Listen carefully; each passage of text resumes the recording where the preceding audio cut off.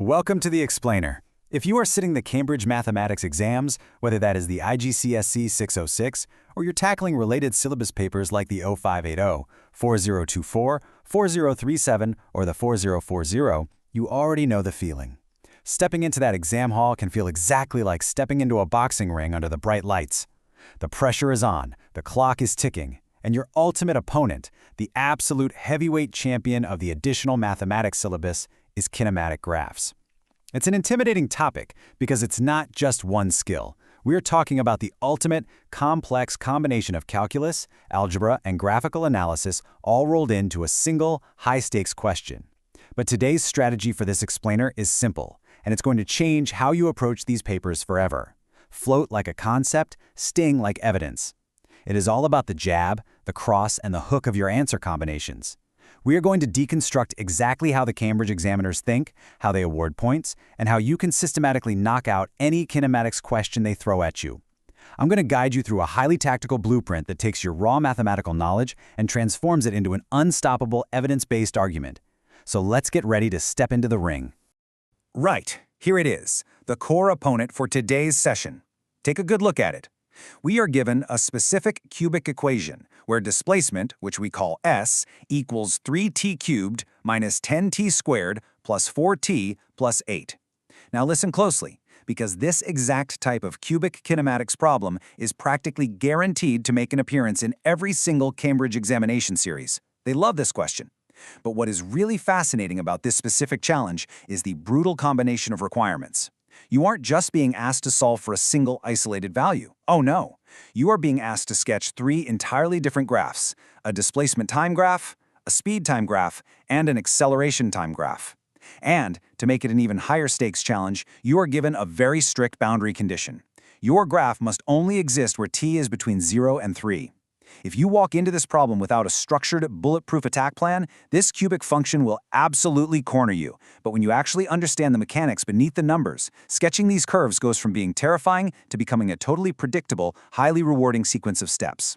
Let's look at how candidates usually approach this exact question and why so many of them lose massive points right out of the gate. I want to introduce you to two very different students who are sitting the exact same exam today, Alex and Sam. Let's look at their flawed approaches first, because you might just recognize some of these habits. First, consider Alex. Now, Alex is actually brilliant at math, but in the exam room, panic sets in. Alex completely overloads the answer space with a chaotic, unorganized mess of raw mathematics facts. There's absolutely zero analysis. The page is just a sea of numbers scattered everywhere with no logical flow and no explanation. Then we have Sam. Sam's problem is different. Sam rushes. Sam reads the command word sketch, but in his head, he translates it to plot. So Sam ends up plotting 20 individual precise data points, wasting precious minutes of exam time and entirely missing the command word requirements. Both of their exam papers come back covered in the examiner's red ink. Why? Because they lacked a cohesive strategy. On the flip side of this, we see the perfect approach, the method mark strategy. This is the exact strategy where those devastating red marks transform into beautiful green check marks. You see, the Cambridge mark scheme isn't just blindly looking for the final answer. It is specifically looking for a systematic, logical progression. It wants to see the specific combinations you are throwing to break the complex problem down into manageable pieces. So what exactly is this method mark strategy? In Cambridge terminology, a method mark, which you'll see on mark schemes as an M mark, is awarded for applying a correct mathematical method to a problem. And here's the best part. You get this mark even if you make a tiny, silly arithmetic slip later on. It is the ultimate safety net. But, and this is a massive but, you only get it if you actually show your evidence. Think of it as applying the Peel framework to mathematics. You might know Peel from English class, but it works here too. Point, evidence, explanation, link.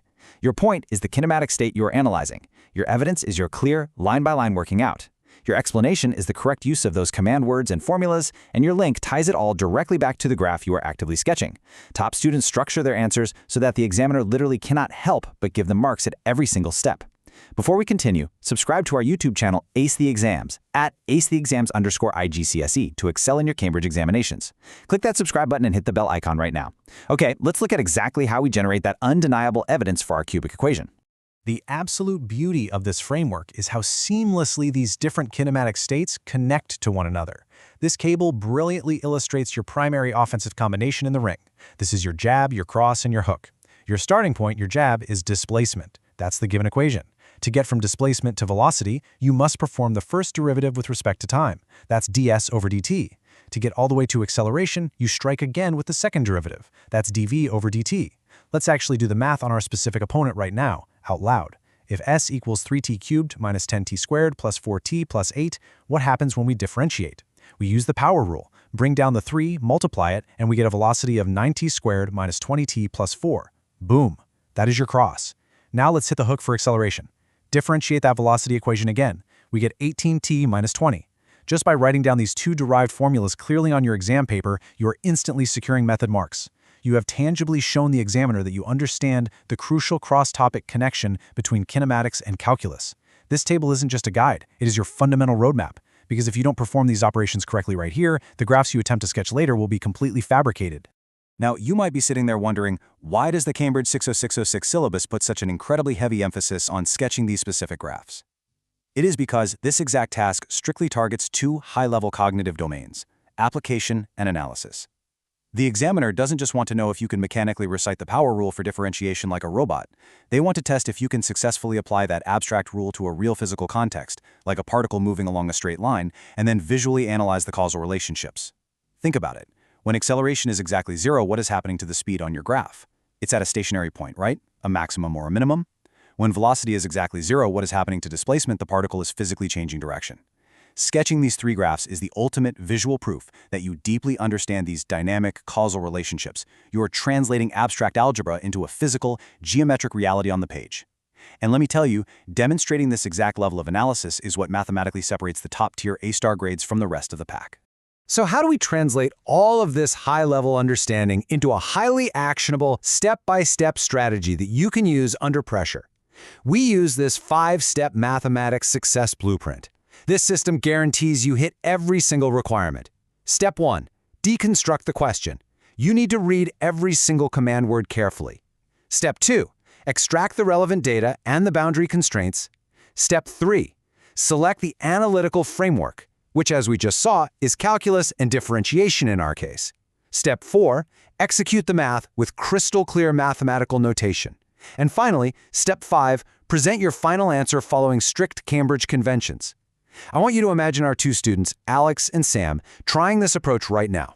Instead of panicking or rushing blindly into plotting points, they are taking a deep breath and systematically applying this framework. In their minds, those devastating red pen marks are literally fading away, being replaced by the structured clarity of green check marks. Let's actually apply the first two steps of this blueprint to our specific cubic problem and see how the fog begins to clear. Okay, let's dive into steps 1 and 2, which are all about boundary control. We systematically deconstruct our given cubic equation, but more importantly, we extract the critical constraint from the question. 0 is less than or equal to t, which is less than or equal to 3. Think of this constraint as the literal physical perimeter of our boxing ring. If you sketch a graph that extends out to t equals 4, or drops backward into negative time, you are swinging wildly outside the ring and you will absolutely lose marks. So we have to evaluate the hard start and endpoints first. These are your anchors. At the very beginning, t equals 0, displacement s is simply 8. Now for the end of the round. At t equals 3, we carefully plug it into the formula. 3 times 27 minus 10 times 9 plus 4 times 3 plus 8. Work that out, and it gives us a final displacement of 11. These 2 points, 0, 8 and 3, 11, firmly anchor your displacement graph to the page. Now we move powerfully into steps 3 and 4, selecting the framework and executing it. As we established earlier, our analytical framework is differentiation, but the execution phase is where the real nuance lies and where the top students shine. We have our derived velocity formula. V equals 9t squared minus 20t plus 4. To sketch this properly, we need to know exactly where the turning points are on our displacement graph. And finding turning points means finding exactly where velocity equals 0. So if we set 9t squared minus 20t plus 4 equal to 0, we can either factorize it or use the quadratic formula. In this case, it actually factors beautifully. The mathematical roots are t equals 2 and t equals 2/9. Now look closely at those numbers. Both of these stationary points happen squarely within our 0 to 3 second time constraint. If you were acting like Sam and just blindly plotting integer values like 1, 2, and 3, you would entirely miss the local maximum that occurs at 2/9 of a second. It would be invisible to you. This is exactly why executing the calculus framework is strictly non-negotiable for an accurate, mark-winning sketch. You have to actively locate these hidden features to secure the top-tier mark. Stop scrolling. Subscribe to our YouTube channel, Ace the Exams, at @acetheexams_IGCSE to excel in your Cambridge examinations. We've helped thousands of students improve by 2-3 grade boundaries. Join them right now by subscribing to @acetheexams_IGCSE and turn on all notifications so you never miss our weekly exam strategy sessions. Okay, step 5 is presentation. This brings us to the strict presentation conventions: proper headings, correct terminology, appropriate formats, and clear annotation. I'm going to put a 60-second timer on the clock in our minds for an interactive workshop. Let's call this Challenge 1, the data scan. I want you to mentally scan the complex math we've done and picture the graphs you're about to draw. You have your stationary points at 2/9 and 2. Your acceleration formula is 18t minus 20. So where is acceleration exactly 0? Set it to 0, and we get t equals 20 over 18, which simplifies to 10/9 of a second. That specific timestamp is the exact moment your velocity graph hits its minimum turning point. But wait, look back at the command words. The exam question explicitly asked for a speed time graph, not a velocity time graph. Velocity is a vector. It can be negative, but speed is a scalar. It is strictly the absolute magnitude of velocity. This means that the section of your velocity parabola that naturally dips below the x-axis between 2/9 and 2 seconds must be physically reflected upwards in your final sketch. If you miss that crucial reflection, you violate the correct terminology of speed and you drop the marks. Now this isn't just me making up rules to warn you. Listen to this direct, brutal warning straight from the Cambridge Principal Examiner report. Candidates consistently confuse key terminology. And that brings us directly to Challenge 2, find the flaw. You have another 60 seconds on the mental clock. I want you to picture our student Sam's written response where he writes, the velocity goes down to -7, so the speed is -7. You should immediately spot the massive flaw in that logic. As we just discovered in our data scan, the minimum velocity at 10/9 of a second is indeed a negative number, roughly -7.1. But speed absolutely cannot be negative, ever. The mathematically correct presentation is to reflect that negative dip of the parabola up above the x-axis, creating a positive, bouncy W-shaped curve for your speed graph. When examiners see a student properly reflect that negative velocity into positive speed, they immediately know they are dealing with a top-tier candidate. They are specifically looking for students who don't just calculate numbers blindly, but who actively interpret the physical reality behind the mathematics.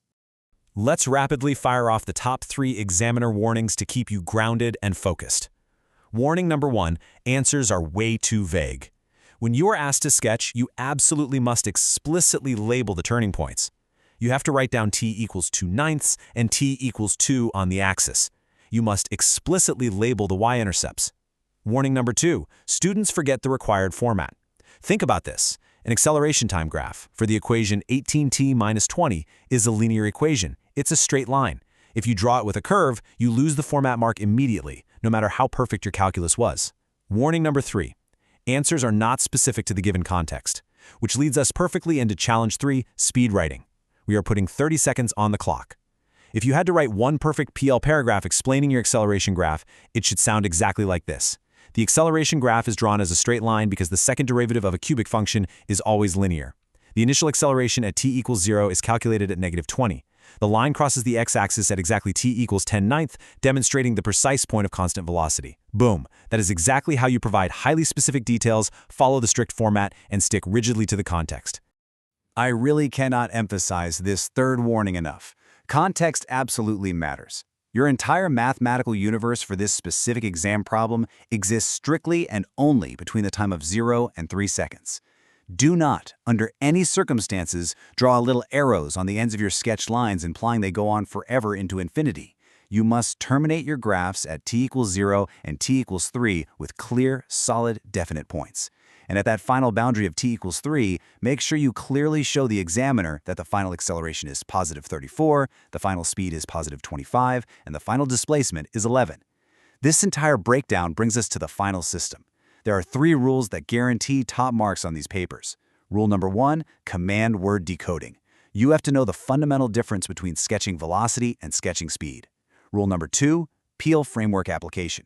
You must show your differentiation steps clearly as undeniable evidence. And rule number 3, the time management matrix. You have to allocate enough exam time to actually find those hidden turning points using calculus instead of just plotting integer values like Sam and hoping for the best. So, as we wrap up this intense explainer, I want to leave you with this final provocative thought. How exactly will you apply this tactical jab-cross-hook blueprint to your next past paper?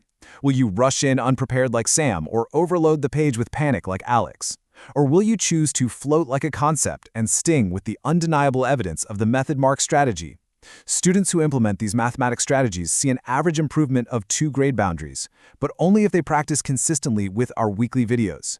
Here's your final reminder. Subscribe to our YouTube channel, Ace the Exams, at acetheexams_IDCSE to excel in your Cambridge examinations. Subscribe right now to at acetheexams_IGCSE and click that bell. Don't let any other exam pass you by. Drop a comment below with your target grade for mathematics and the biggest challenge you're facing. Our team responds to every comment. Like and share this video with a study partner. Ace the Exams, your Cambridge success starts here. Keep practicing, keep applying the framework, and I will see you in the next explainer.